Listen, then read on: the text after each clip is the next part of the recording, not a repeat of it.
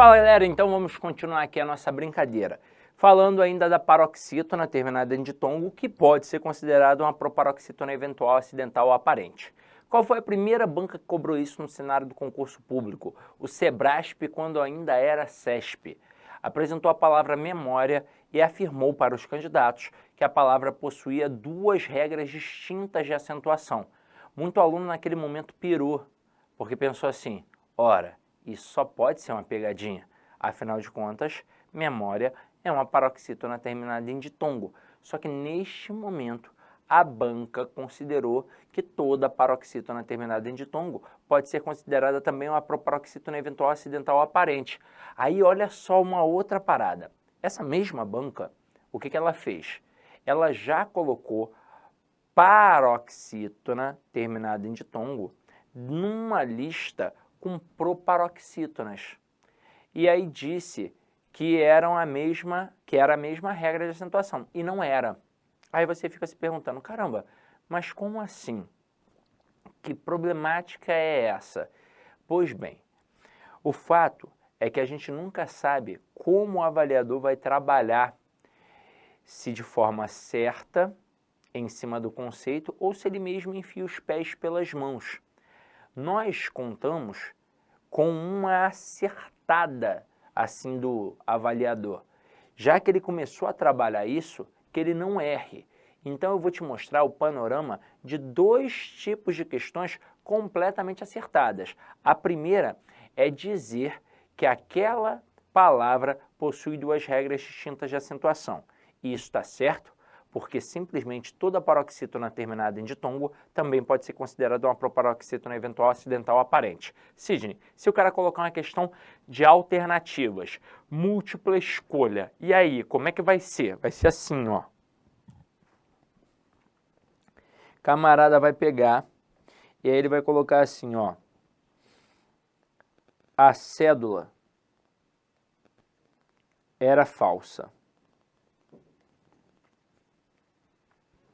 Vai destacar a palavra cédula, vai pedir para o candidato, dentre as opções abaixo, assinalar aquela que possua a mesma regra de acentuação que é a do termo destacado. Aí ele coloca aqui, ó, até. Ele coloca aqui, ó, caráter. Ele coloca aqui, ó, maracujá. E ele coloca história. Aí você olha para a letra A e vê que é uma oxítona terminada em E. Você olha para a letra B, vê que é uma paroxítona terminada em R. Você olha para a letra C, vê que é uma oxítona terminada em A. Aí você olha para a letra D e vê que é uma paroxítona terminada em ditongo. Meu Deus, se você está em busca de uma proparoxítona, essa questão tem mais é que ser anulada, não é verdade? E aí, ó, se liga só, é nesse momento que o avaliador traiçoeiro separa os meninos dos lobos. Porque, na verdade, você vai em busca da verdadeira proparoxítona, sempre. Já que no enunciado apareceu uma proparoxítona de verdade, dentre as opções você vai em busca de uma verdadeira proparoxítona. Sidney, não achei. Então agora é hora de você se apegar à falsa. Porque com certeza, nesse momento, o gabarito vai ser uma paroxítona terminada em ditongo. E é o que acontece aqui, ó. História seria o gabarito. Essa questão não seria anulada. Mas se o camarada colocar aqui numa alternativa E, a palavra sílaba, que é uma proparoxítona. E aí, nesse momento, o gabarito muda, passa a ser letra E. Aí você vai contestar e vai falar assim para mim, mas eu não posso entrar com recurso, já que na letra D eu tenho uma paroxítona terminada em ditongo que pode ser considerada uma proparoxítona eventual. E aí, não posso entrar com recurso? Não. Ué, mas como não? Porque nesse momento o avaliador mostrou que para ele, a palavra história, por exemplo, que ali está, é apenas uma paroxítona terminada em ditongo. Ué, mas o avaliador pode fazer isso? Ele pode fazer o que ele quiser. Ele é quase Deus nesse momento. Então, é dinâmica de esperteza na prova. Se eu estou procurando uma proparoxítona, é a verdadeira. Achei, é o gabarito. Sidney, não achei a verdadeira proparoxítona. Então você vai marcar a falsa, e a falsa vai ser sempre uma paroxítona terminada em ditongo. Agora, voltando naquele exemplo de relatório, olha aqui. O camarada, ele pode ignorar esses conceitos aqui, ó, de paroxítona e proparoxítona e falar do encontro vocálico. Isso pode acontecer. Aí ele pode colocar assim, ó, dentre as opções abaixo, qual é a palavra que pode, ao mesmo instante, apresentar um ditongo ou um hiato. E aí, mais uma vez, você vai em busca desse tipo de construção, que é da paroxítona terminada em ditongo, que pode ser considerada uma proparoxítona eventual acidental ou aparente. Terminado isso, galera, a gente terminou o primeiro conceito.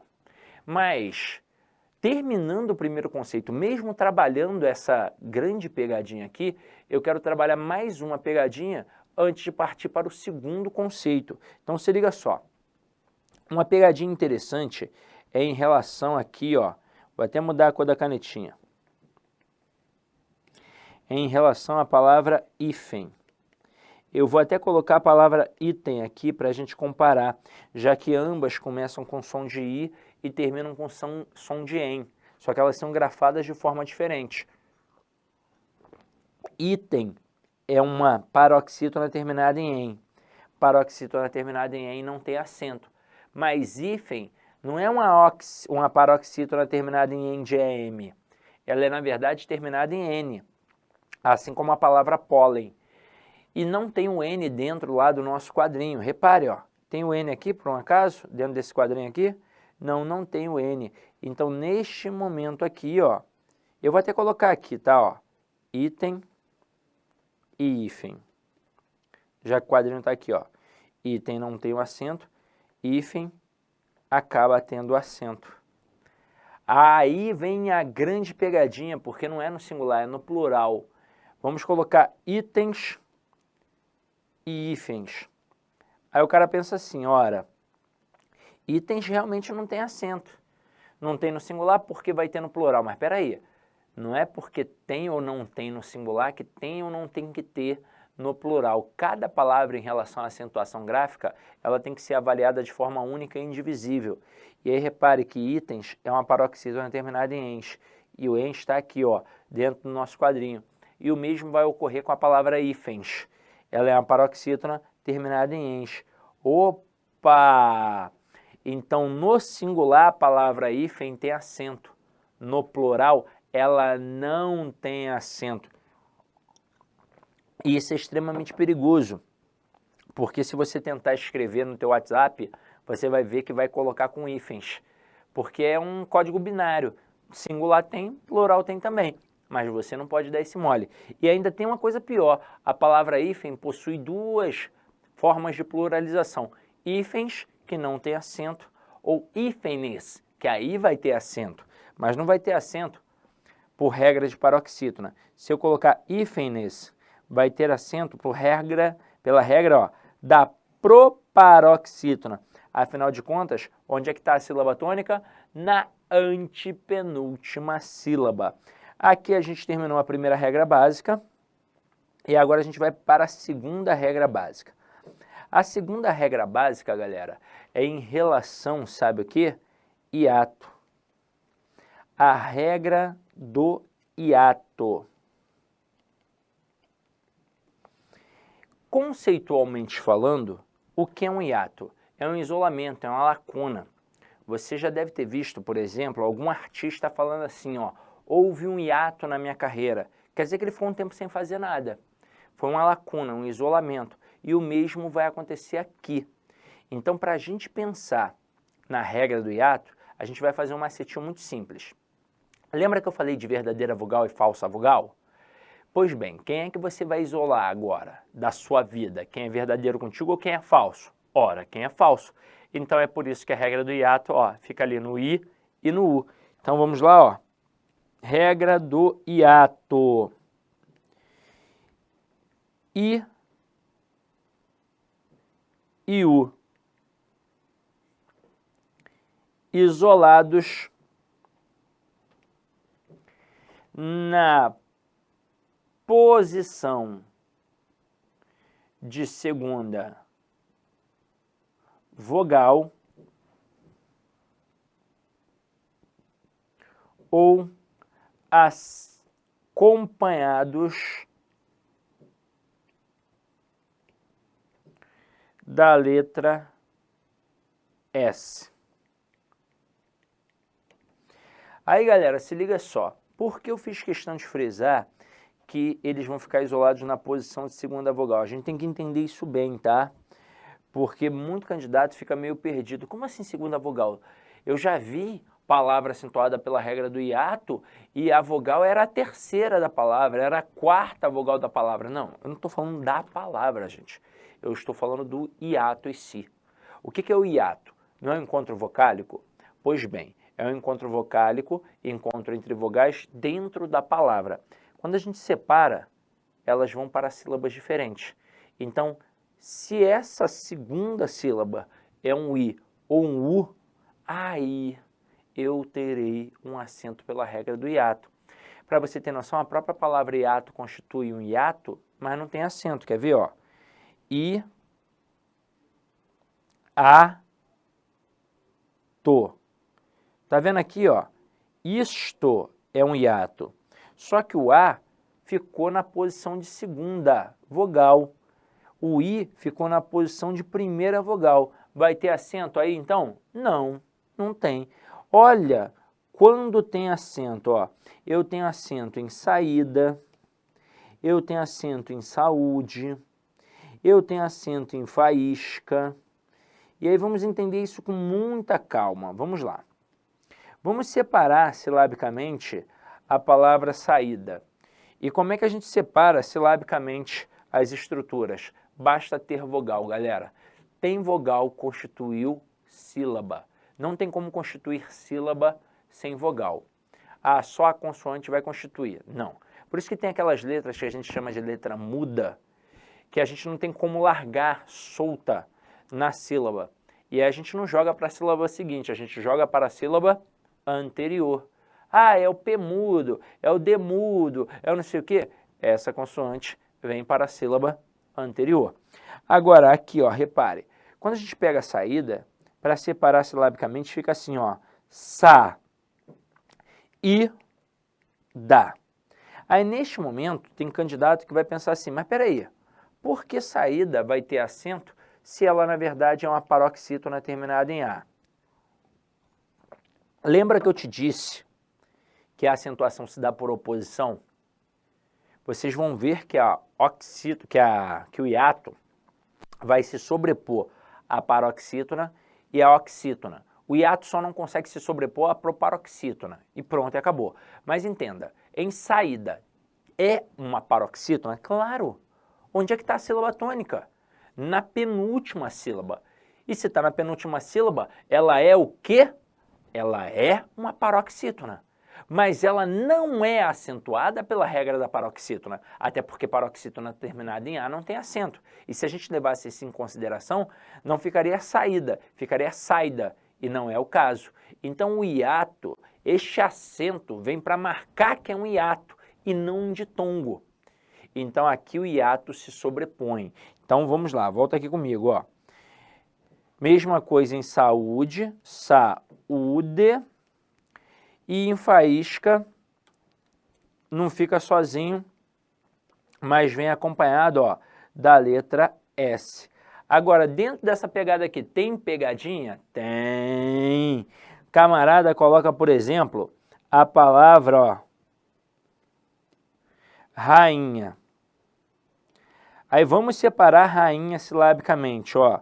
Eu vou colocar ra, in, nha. O I ficou isolado na posição de segunda vogal, mas agora não vai receber acento. A nossa professora, na época do ensino fundamental, resolveu isso muito facilmente. O que ela nos disse? Ela nos disse ali que o I ou o seguido de NH não levavam acento. Mas perceba por que não recebe. Vamos comparar saída e rainha. Quando eu falo saída, ó, sa-i-da, o I teve som de quê? Teve som de vogal. O que é uma vogal? O conceito de vogal, para valer, é aquela letra que tem a pronúncia sem interrupção articulatória. Sai direto, ó, pela cavidade bucal, ó. A, E, I, O, U. Tanto que a consoante, ela vai ter uma interrupção na articulação, ó. P, B, D, F. Então, ó, vogal.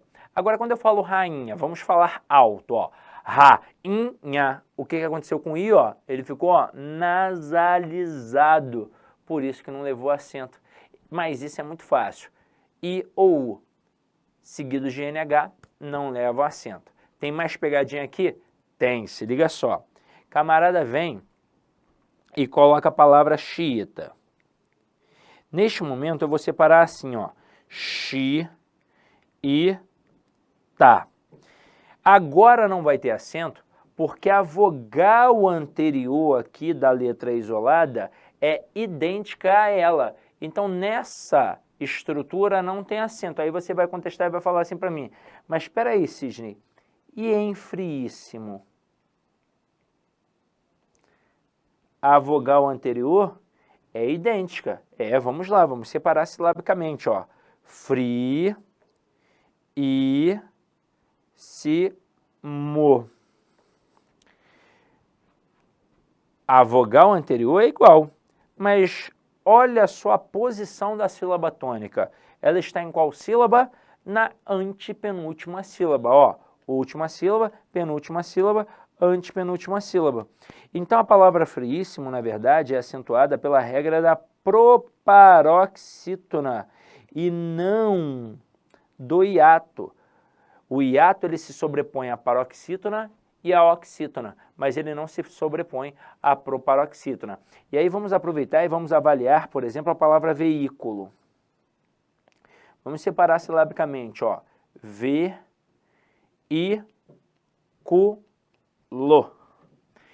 Essa palavra, ela já foi avaliada de forma equivocada dentro do concurso público.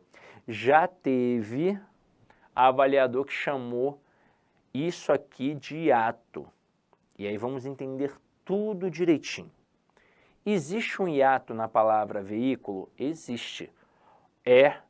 E. Encontro dessas vogais dentro da palavra. Quando a gente separa silabicamente, elas vão para sílabas diferentes. Isso é o que a gente chama de hiato. Então, ocorre um hiato? Ocorre. Mas o acento aqui não se dá por conta do hiato. Ó, tá vendo? Alguém ia se vingar. Se na palavra saída tem paroxítona, mas o acento não é por conta da paroxítona, e sim pela regra do hiato, algum momento ia ter alguém para se vingar. E quem vai se vingar agora? A proparoxítona. Porque reparem aqui, ó, última sílaba, penúltima sílaba, antepenúltima sílaba. Então a palavra veículo, ela é acentuada pela regra da proparoxítona. Mas Sidney, não pode ser então que seja, que ali tenha duas regras? Não pode ser isso não? Não, não pode não. Está muito claro em tudo quanto é lugar. No acordo ortográfico, nos dicionários, na gramática. Então a palavra veículo, ela só pode ser acentuada por ser uma proparoxítona. Mas Sidney, eu já soube que o Sebrasp colocou essa palavra aí e uma vez ela disse que esse acento era pela regra do hiato. E aí, como é que fica? Simplesmente a banca errou. É isso, as bancas erram. Simplesmente erram. E de vez em quando não querem admitir o erro. E isso é ruim, porque aí você fica com a sensação de não ter estudado de forma adequada, quando na verdade você estava certo, teu professor estava certo e quem estava errado era a banca. E aí, o que a gente faz? Recurso e torcer para os caras trabalharem mais certo, sempre. Torcer para eles não fazerem besteira no teu concurso especificamente. É isso que a gente faz. Estudo certo, vê as possibilidades, mas elimina também as ladainhas. Ah, não será? Não, não é nada. É isso, pronto, acabou. Então aqui agora a gente finalizou a segunda regra básica.